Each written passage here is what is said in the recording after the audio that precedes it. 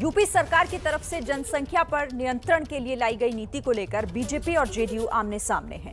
2 दिन पहले यूपी सरकार जनसंख्या नीति लेकर आई थी, लेकिन जब बिहार में जनसंख्या नीति को लेकर सीएम नीतीश कुमार से सवाल पूछा गया तो उन्होंने साफ इनकार कर दिया। नीतीश ने कहा कि सिर्फ कानून से जनसंख्या नियंत्रण संभव नहीं है। नीतीश के इस बयान पर बिहार सरकार में भी फूट है। बिहार की डिप्टी सीएम रेणु देवी ने तुरंत बयान जारी करते हुए कहा कि बिहार में भी जनसंख्या नीति जरूरी है। हम लोग तो इसी पर काम कर रहे हैं, लेकिन बहुत लोग लगता है खाली कानून बना देंगे और उससे हो जाएगा, तो वो तो अपना सोच है अपना। हम लोगों का सोच बहुत साफ है कि कैसे हम कर सकते हैं प्रजनन का, और इसमें कोई कम्युनिटी का हो, सब पर ये असर पड़ेगा। जब महिलाएं बिल्कुल पढ़ी लिखी होंगी तो आप देख लीजिए, कोई कम्युनिटी का हो तो आप पता कर लीजिए। इसे नीतीश कुमार का राजनीतिक इशारा माना जा रहा है कि जनसंख्या नियंत्रण की केंद्र की कोशिशों का साथ वो नहीं देंगे। हालांकि साथ की बात है तो यूपी में बीजेपी पर सवाल अपने भी उठाते दिख रहे हैं। यूपी जनसंख्या नियंत्रण नीति पर विश्व हिंदू परिषद ने सवाल उठाते हुए राज्य विधि आयोग को चिट्ठी लिखी है। वीएचपी ने कहा है कि एक बच्चे की नीति हटा देनी चाहिए, क्योंकि इससे अलग अलग समुदायों में असंतुलन पैदा होगा। वीएचपी ने कहा कि राज्य में 2 बच्चों की नीति लागू होनी चाहिए। वीएचपी भले ही सवाल उठा रही हो, लेकिन अखाड़ा परिषद के अध्यक्ष नरेंद्र गिरि ने योगी की नई नीति का समर्थन किया है। उत्तर प्रदेश के माननीय मुख्यमंत्री आदरणीय योगी आदित्यनाथ जी ने जो जनसंख्या नियंत्रण कानून बनाने जा रहे हैं वह स्वागत योग्य है। मेरी मांग है कि केंद्र सरकार भी ऐसा कानून बना दे जो पूरे राज्य को वह कानून मानने के लिए बाध्य होना पड़े। ऐसे दावे किए जा रहे हैं कि यूपी में जनसंख्या कानून पर जल्द ही मुहर लगा दी जाएगी और विधानसभा चुनाव में इसका फायदा बीजेपी को मिलेगा। उधर नीतीश के बयान के बाद जेडीयू ने एक बार फिर कहा है कि बिहार में जनसंख्या नीति लागू नहीं होगी। जेडीयू के मुख्य प्रवक्ता नीरज सिंह ने कहा कि जनसंख्या पर कानून नहीं बल्कि जागरूकता अभियान चलाने की जरूरत है। बिहार में जेडीयू और बीजेपी एक बार फिर आमने सामने है और इस बार विषय है जनसंख्या नीति। बिहार के मुख्यमंत्री नीतीश कुमार कह रहे हैं कि कानून बनाने से सिर्फ काम नहीं चलेगा, जागरूकता जरूरी है, जबकि बीजेपी के नेता जनसंख्या नीति को लागू करने की मांग कर रहे हैं। हमारे साथ हैं जेडीयू के मुख्य प्रवक्ता नीरज कुमार सिंह। नीरज जी, ये बताइए कि बीजेपी के नेता बार बार कह रहे हैं कि जनसंख्या नीति लागू होनी चाहिए, जबकि आपके नेता कानून के खिलाफ हैं। बिहार में एनडीए की सरकार है और भारतीय जनता पार्टी भी उस सरकार में शामिल है, और बिहार ने जो लड़कियों के शिक्षा के लिए और शिक्षा के प्रसार संबंधी जो कर्तव्य पूरा किए, उसके नतीजे निकल करके आए कि हमारा जो प्रजनन दर है वह लगातार नियंत्रित हो रहा है। ये तो प्रयोग सफल रहा है। दहेज का निषेध का कानून है, बाल विवाह निषेध का कानून है, लेकिन वो तो नहीं समाप्त हुआ। लेकिन प्रभावी नियंत्रण तब स्थापित किया जाएगा जब कल्याणकारी कार्यक्रम से जोड़ेंगे और सामाजिक जन जागरूकता का अभियान। पर सवाल ये उठता है कि रेणु देवी जो डिप्टी सीएम है वो कह रही हैं कि स्त्री को नहीं बल्कि पुरुषों में शिक्षा आवश्यकता है। नहीं, बिहार जैसे राज्य ने यूजीसी की रिपोर्ट है 2005 का, सबसे निचले पायदान पर महिलाओं की शिक्षा थी। आज महिलाओं की शिक्षा का जब हमने समुन्नयन किया तो उसके नतीजे हैं भाई, साफ तौर पर नतीजे हैं। बीजेपी जो मांग कर रही है, क्या उनकी बात मानेंगे या खारिज करते हैं? इस संबंध में बिहार ने जो प्रयोग किया है वह बेहतर प्रयोग है, और हम समझते हैं कि इसी प्रयोग के बदौलत ही जनसंख्या नियंत्रण आप स्थापित कर सकते हैं। बगैर सामाजिक जन जागरूकता के केवल कानून के बदौलत ये संभव नहीं। तो क्या ये माना जाए कि बीजेपी की बात आप लोग नहीं मानेंगे, उनकी मांगे जो है वो खारिज करते हैं? ये कोई सवाल नहीं है। सवाल ये इस बात का है कि बिहार में एनडीए की सरकार है और एनडीए की सरकार में ये प्रभावकारी कार्यक्रम तय किए गए, उसके नतीजे भी निकल करके आए। हम तो यही अनुरोध करेंगे कि बिहार ने जो प्रयोग किया उसका अवलोकन कर लीजिए, वह देश के लिए एक मानक स्थापित होगा। तो सुना आपने नीरज सिंह जो कि प्रवक्ता हैं जेडीयू के, उन्होंने यहाँ पर साफ कर दिया कि ये कानून बिहार में लागू नहीं होगा और उन्होंने कहा कि बिहार में जो प्रयास चल रहे हैं वो वहां के लिए काफी है। और इसी पर हम चर्चा कर रहे हैं क्योंकि देखिए अब योगी की इस नीति के बाद अब जिस कानून की चर्चा लगातार हो रही है, प्रधानमंत्री नरेंद्र मोदी अगर उस पर अपने सहयोगियों से बात करते हैं तो क्या वो उनका साथ देंगे या फिर नहीं। इन बयानों से तो कम यही सवाल उठ रहे हैं। और इसी पर बात करने के लिए हमारे साथ कई खास मेहमान जुड़े हुए हैं। अभिषेक झा जेडीयू की तरफ से हमारे साथ है, जेडीयू प्रवक्ता जुड़े हुए हैं। डॉक्टर अजीज खान प्रवक्ता समाजवादी पार्टी भी हमारे साथ जुड़े हुए हैं और इसके साथ देश रत्न निगम संघ समर्थक हमारे साथ हैं। आप सभी का बहुत स्वागत है बीपी न्यूज पर। शुरुआत में अभिषेक आप ही के साथ कर लेती हूँ क्योंकि आपकी तो सरकार में ही इस कानून को लेकर, इस नीति को लेकर विरोधाभास नजर आ रहा है। डिप्टी सीएम और सीएम दोनों ही अलग दिशा में दिखाई दे रहे हैं। ये आप सब लोगों ने कल आदरणीय मुख्यमंत्री नीतीश कुमार जी का बयान भी चलाया था और ये हमारे प्रवक्ता साथी बड़े भाई नीरज कुमार जी ने भी इस पूरे मामले को अच्छे से ब्रीफ किया। नीतीश कुमार जी ने कहा है कि ये जन जागरूकता अभियान होना चाहिए, महज कानून बना देने से इसका उपाय निकले जरूरी नहीं। मैं बिहार के परिप्रेक्ष्य में कुछ डाटा आपके साथ शेयर करना चाहता हूँ कि बिहार में जब पति पत्नी के बीच जब लड़कियां मैट्रिक पास यानी पत्नी मैट्रिक पास हो रही तो देश का जो औसत था जनसंख्या का वो 2 था। बिहार में भी इसको 2 पर लाया गया। जब लड़कियां इंटर पास होने लग गई, 12वीं उन्होंने पास कर ली पत्नी के रूप में, जब देखा गया तो देश का औसत 1.7 और बिहार का औसत 1.6, यानी बिहार का प्रजनन दर घटा। पहले बिहार में प्रजनन दर काफी ज्यादा था, 4 के ऊपर था, लेकिन जब से नीतीश कुमार जी ने इस खोज को देखा कि भाई अगर लड़कियां पढ़ी लिखी होंगी तो निश्चित रूप से हम इस पर कंट्रोल पा सकते हैं, ये 3 के आसपास आ चुका है। तो लगातार हम लोगों को ऐसा दिख रहा है कि यदि शिक्षित किया जाए समाज को, पुरुषों के साथ साथ महिलाओं को भी, तो इस पे हम कंट्रोल पा सकते हैं। 2040 तक नीतीश कुमार जी ने कल भी कहा कि 2040 तक उम्मीद की जा सकती है कि स्थितियां काफी हद तक नियंत्रित हो पाए। तो अब ये है ना कि मान लीजिए आप चाइना को देखिए, आपने कानून बना दिया, उसके बावजूद चाइना में क्या स्थिति है किसी से छिपा हुआ नहीं है। तो कानून बनाने से ही इसका उपाय नहीं हो सकता है जब तक लोगों के अंदर इस चीज को लेकर जागरूकता नहीं आए। तो नीतीश कुमार जी ने इसी बात कहा, आप देख लीजिए ना, कई बार तो आपने देखा है कि बहुत पढ़े लिखे लोग हैं, एग्जाम्पल्स हैं बहुत सारे, हम तो नाम नहीं लेना चाहते हैं किसी का, बहुत पढ़े लिखे लोग हैं लेकिन उनमें भी इस विषय को लेकर यदि जागरूकता का अभाव है, वो कहा ना, उनके यहाँ देख लीजिए। अभिषेक, आप अपने सहयोगियों की बात भी आपने सुनी होगी, रेणु देवी का बयान भी आपने सुना होगा ना, वो तो जरूरत बता रही है कि बिहार में जरूरत है इसकी। तो देखिए एक बात बताइए, बिहार में एनडीए की सरकार है, 4 इसमें घटक दल है, हर एक घटक दल का किसी भी मसले पर स्टैंड हो सकता है। नीतीश कुमार जी ने कहा ना कि हमको इसको इस नजर से देखने की जरूरत नहीं है कि कानून के कोई पक्ष में है कि विपक्ष में। ये मामला ये है ना कि जब भी हम किसी मसले की तरफ बढ़ते हैं और कोई भी घटक दल किसी भी गठबंधन में होता है तो हर एक घटक दल की अपनी इच्छा होती है या सुझाव होते हैं, वो सुझाव देते हैं, उसके बाद जब सब घटक दल एक साथ बैठते हैं तब जाकर हम किसी निर्णय या निष्कर्ष पर पहुंचते हैं। ये तो प्राइमा फेशिया हमारे आदरणीय नेता ने अपने लंबे कार्यकाल में जो भी उन्होंने आज तक सामाजिक एक्सपेरिमेंट्स किए, उनके आधार पर जो नतीजे उनके सामने आए, उनके हिसाब से उन्होंने अपनी बात को कहा। यह कोई निष्कर्ष वाली चीज नहीं थी कि उसको ये पॉलिटिकल एंगल दिया जाए कि बीजेपी और जेडीयू के अंदर कोई राय। मामला ये है कि नेता का जो ऑब्जर्वेशन था उसके हिसाब से उन्होंने वक्तव्य को दिया और बहुत सही दिया। आप भी इसको नकारेंगे निश्चित, मुझे लगता है कि आप इस बात को नहीं नकारेंगे कि यदि लड़कियां पढ़ी लिखी हो, पत्नियां पढ़ी लिखी हो, लेकिन पूरी तरीके से महिलाओं को जिम्मेदार बता रहे हैं।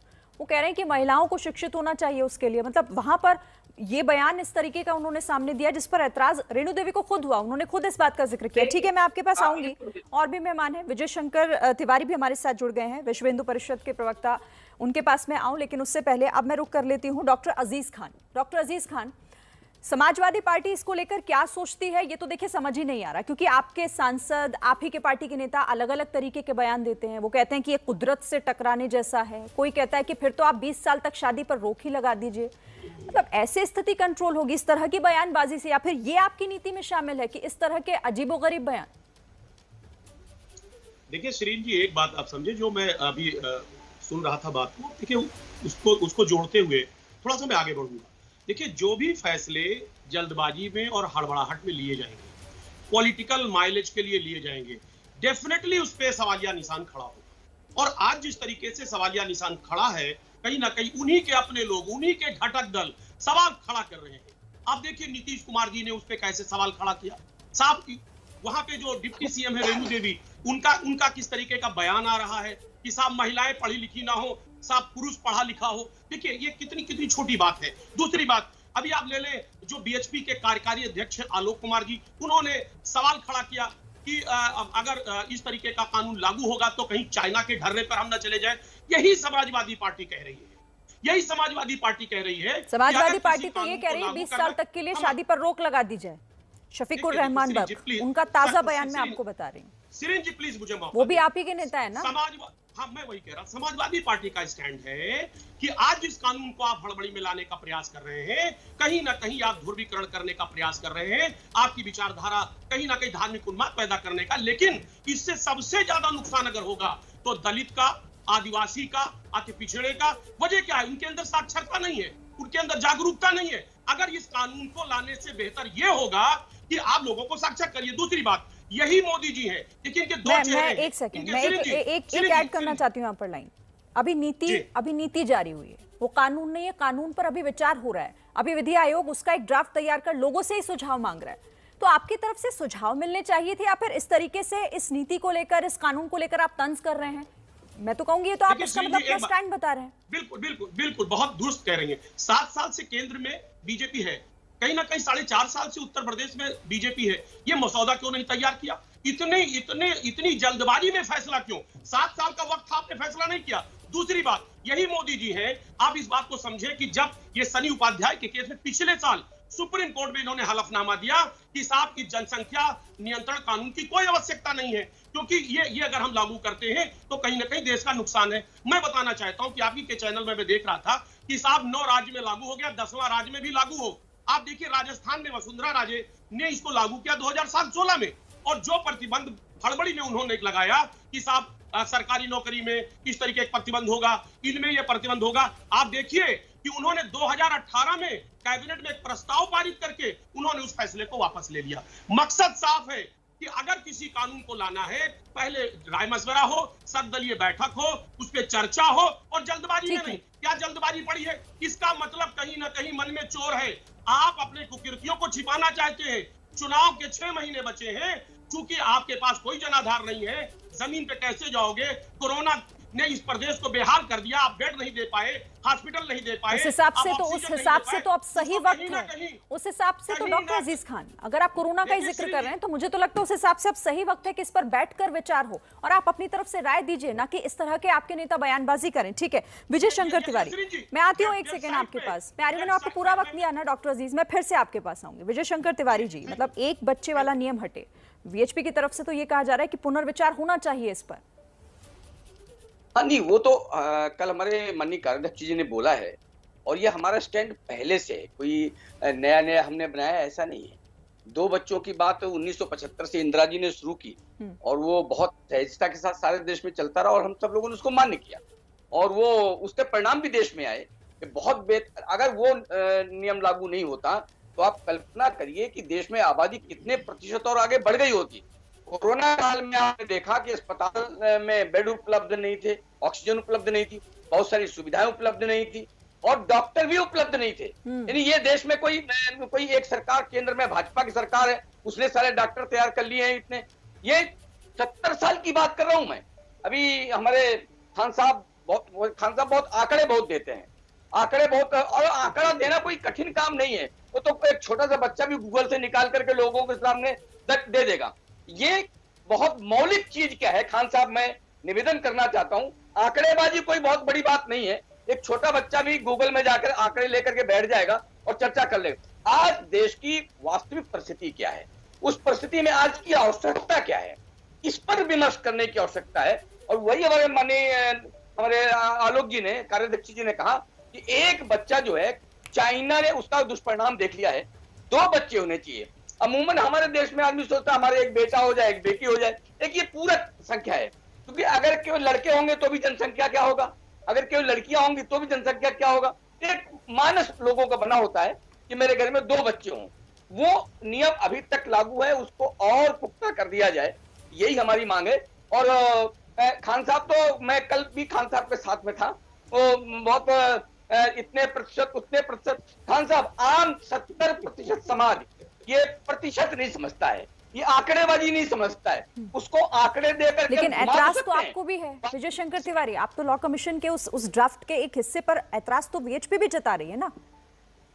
ये लोकतंत्र, इसको कहते हैं लोकतंत्र। नीतीश जी ने अपनी एक बात रखी है, हम उनकी बात मानते हैं नहीं मानते हैं, ये एक पक्ष हो सकता है। परिवार में भी विमर्श होता है, परिवार में एक बाप के 4 बेटे भी एक मत नहीं होते तो बैठकर विमर्श करते हैं। इसका मतलब ये नहीं होता है कि बाप के विरुद्ध सब लोग चले गए हैं या सब लोग लड़ाई हो गई है, विमर्श होना चाहिए। खान साहब भी बैठे हैं, खान साहब भी इसी परिवार का एक हिस्सा हो सकते हैं। नहीं, नीतीश कुमार तो कह रहे हैं जरूरत ही नहीं है, वो तो उस नीति को ही खारिज कर रहे हैं, वो कोई अपना एक पक्ष नहीं बल्कि उन्होंने तो नीति को ही खारिज कर दिया। ठीक है, देश रतन निगम जी भी मेरे साथ हैं। देश रतन निगम जी, मैं आपके पास आऊंगी। अपने भी आप कहीं ना कहीं जो बयान सामने आ रहे हैं, मैं बात नीतीश कुमार के बयान की कर रही हूँ, नीतीश कुमार के बयान से साफ ये संकेत दिखाई दे रहा है कि वो इस कानून को लेकर सहमत नहीं है। और जेडीयू के प्रवक्ता तो यहाँ तक कह रहे हैं कि बिहार में इसकी कोई जरूरत नहीं है, हम कानून को लागू ही नहीं करेंगे, और इस पर भी हम चर्चा कर रहे हैं। अब मैं देश रतन निगम जी आपके पास आऊंगी, क्योंकि विकास की राह में रोड़ा है जनसंख्या और इसको रोकना है तो कानून तो बनाना ही होगा, लेकिन इस कानून की राह भी आसान नहीं है। विरोधियों के साथ साथ यहाँ पर अपने भी सहमत नजर नहीं आ रहे, सहयोगी दलों की भी बात कर रही हूँ मैं। जी शिरीन जी, पहले तो ये मैं साफ कर दूं कि आज के वक्त के जो हमारे संसाधन है किसी तरीके से वो अपनी जनता को खिला पा रहे हैं, और अगर अनुमानित आप देखें जनसंख्या हमारी 140 करोड़ के करीब पहुंचने वाली है, जो कह रहे हैं कि हम अभी जो सेंसस होगा, ये भी बहुत खतरनाक बात है। और दूसरा, जनसंख्या का अगर देखें, एक तो राज्य स्तर पे आप इसे चर्चा कर सकते हैं, दूसरा राष्ट्रीय स्तर पे कर सकते हैं। राज्यों की अलग अलग जनसंख्याएं हैं, वो फैसला करेंगे कि क्या उनकी नीति होनी चाहिए। बिहार नहीं डिसाइड करेगा कि उत्तर प्रदेश की नीति क्या हो। उत्तर प्रदेश की आज की पॉपुलेशन जो कंजर्वेटिव एस्टीमेट है वो करीब 24 करोड़ का है, तो 24 करोड़ वो आधे तो सारा तो यूरोप ही उसमें निपट जाता है। तो संसाधन की कमी है, इसलिए इस तरह की जनसंख्या का कानून आया है, और इसमें धर्म, जाति या SC ST कहीं नहीं लिखा हुआ है। तो इसमें जो सुविधाएं मिलेंगी और सुविधाएं उनसे ली जाएंगी, जो बहुत सारी स्कीम जिसके फायदे हैं उनको नहीं मिलेंगे। और 1952 से देखिए राष्ट्र का प्रोग्राम चल रहा है फैमिली प्लानिंग का, और वो जागरूकता भी चल रही है, लेकिन उसका असर देखने को बहुत कम मिला। राष्ट्र स्तर पे जो 2.4 जो प्रजनन स्तर चल रहा है हिंदुओं का, देखिए इसमें धर्म के आधार पे भी बंटवारा है। अगर आप देखें तो 2.1 हिंदुओं का हो गया है, और 2.7 और 8 के बीच मुसलमानों का चल रहा है। कमी उनमें भी आई है, ऐसा नहीं कि उनमें कमी नहीं आई है। तो ये हम लोगों को बड़ा ध्यान रखना है कि ये राज्य स्तर की, राज्यों की नीतियां हैं। राष्ट्र का अपना एक जागरूकता अभियान भी चल रहा है, उनका फैमिली प्रोग्राम भी चल रहा है, लेकिन ये राज्य तय करेंगे। उत्तर प्रदेश ने निर्णय लिया है अपनी जनसंख्या को लेके, तो मैं समझता हूँ नीतीश अपने राज्य के बारे में डिसाइड करें कि वहाँ की क्या जनसंख्या है, वो खतरनाक स्तर पे है कि नहीं है। लेकिन उत्तर प्रदेश के बारे में उत्तर प्रदेश के लोग डिसाइड करेंगे, वहाँ के मुख्यमंत्री, सरकार फैसला लेंगे। और 2 बच्चों की जो नीति है बहुत समय से चल रही है, लेकिन उसको बहुत ज्यादा उसको लागू भी नहीं किया जा सका है। हम चीन से अपने आप का कंपैरिजन नहीं कर रहे हैं। चीन ने 1 बच्चे की नीति रखी थी, लेकिन हमारे यहाँ 2 बच्चों की नीति है। तो ये बहुत ही सोच समझ के रखी गई है, और अब वक्त आ गया है जागरूकता के अगले स्तर पे हमें पहुंचना है। जागरूकता अभियान तो चलता ही रहेगा, लेकिन कुछ ऐसी सुविधाएं और असुविधाएं होनी चाहिए जिससे कारण लोगों में लगे कि हाँ, हमें इस निर्णय का हमको देखिए सबको स्वागत करना चाहिए। अच्छा अभिषेक झा, आप ये कह रहे हैं कि इस पर कोई विरोधाभास नहीं है। नीतीश कुमार ने यहाँ पर साफ ये कहा कि कोई कानून जनसंख्या नियंत्रित नहीं कर सकता, तो फिर आखिर क्या ये एक इशारा समझा जाए कि अगर राष्ट्रीय पटल पर इसे जब रखा जाएगा एक कानून के तौर पर, तो क्या नीतीश की ना ये अभी से है? इस पर मैं आपसे बात करूंगी, लेकिन फिलहाल यहाँ पर हम एक ब्रेक के लिए यहाँ पर रुक रहे हैं। ये लागू नहीं होगा, लेकिन अब इस पर बिहार बीजेपी के प्रवक्ता का साफ कहना है कि आज नहीं तो कल बिहार में जनसंख्या नीति लागू होकर रहेगी। बीजेपी प्रवक्ता हैं बिहार के जिन्होंने ये कहा है। प्रकाश का सीधे रुख कर लेते हैं। प्रकाश, ये तो घमासान बढ़ रहा है, जेडीयू कह रही है कि नहीं लागू होगा, आज नहीं तो कल होगा, बीजेपी का ये कहना है। बिल्कुल, मेरे साथ है निखिल प्रवक्ता, सीधे उन्हीं से बात कर लेते हैं, जो बीजेपी के प्रवक्ता निखिल आनंद। आप ये बताइए कि बिहार में नीतीश कुमार ने तो साफ साफ कह दिया है कि कानून की कोई ज़रूरत ही नहीं है, जेडीयू ने साफ कह दिया है कि कानून लागू नहीं होगा, तो ऐसे में क्या आपकी पार्टी करेगी? क्योंकि आप लगातार कहते रहे हैं कि इसे लागू होना चाहिए पूरे देश में, तो आप एनडीए की सरकार में हैं, क्या आप उन पर दबाव बनाएंगे नीतीश कुमार पर? देखिए, भारतीय जनता पार्टी निश्चित तौर पर मानती है कि जनसंख्या नियंत्रण कानून बनना चाहिए और उत्तर प्रदेश के माननीय मुख्यमंत्री श्री योगी आदित्यनाथ जी ने जो पॉलिसी इनिशिएशन किया है उसका हम निश्चित तौर पर समर्थन करते हैं। भारतीय जनता पार्टी का कोर आइडियोलॉजिकल वैल्यू सिस्टम का पार्ट है ये सारे सवाल जो है, यूनिफॉर्म सिविल कोड, जनसंख्या नियंत्रण जैसे सवाल 35 से 370, ये सारे सवाल अहम सवाल हैं देश के। लेकिन हम मानते हैं कि अगर जेडीयू और बीजेपी विचारधारा के तौर पर एक पार्टी होती तो भारतीय जनता पार्टी ही होती। सवाल ये उठता है कि वैचारिक तौर पर हम आपकी विचारधारा कब लागू होगी बिहार में, जब नीतीश कुमार नहीं रहेंगे या फिर आप दबाव बनाएंगे या आज या कल आप लागू करके रहेंगे? देखिए, नीतीश कुमार जी के बयान को कॉन्फ्लिक्ट के तौर पर मैं नहीं देखता हूं। उन्होंने जनसंख्या के अनियंत्रित वृद्धि को एक चिंता का सबब माना है, उन्होंने इस पर चिंता जताई है। उनका ये मानना है कि टीचिंग के थ्रू, जो सोशल अवेयरनेस के थ्रू इसको कम किया जा सकता है समय के अंतराल में। लेकिन हमारा मानना निश्चित तौर पर इससे थोड़ा अलग हो सकता है। हमारा मानना है कि कानून बनना चाहिए, ये दबाव की बात नहीं है। बिहार में एनडीए की सरकार नीतीश कुमार जी के नेतृत्व में बखूबी चल रही है। हम भ्रष्टाचार मुक्त, अपराध मुक्त बिहार बनाने के लिए ठीक है प्रकाश, मैं आपके पास लौटती हूं। तो यहाँ बिहार में जनसंख्या नीति को लेकर अब कहीं ना कहीं जेडीयू और बीजेपी का जो स्टैंड है वो अलग अलग दिखाई दे रहा है। अभिषेक, आपका रिएक्शन इस पर?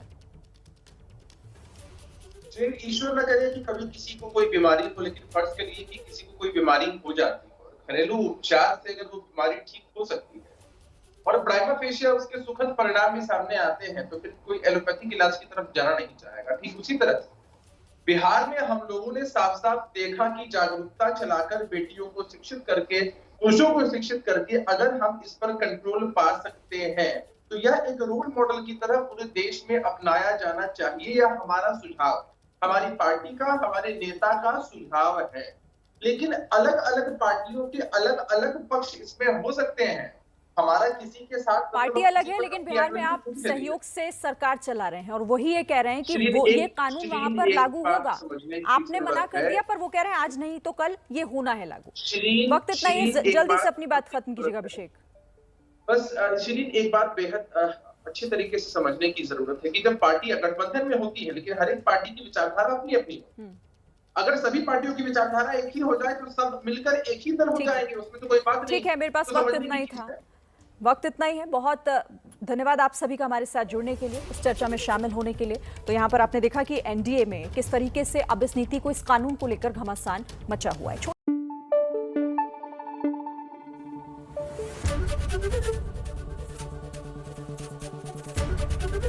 एबीपी न्यूज आपको रखे आगे।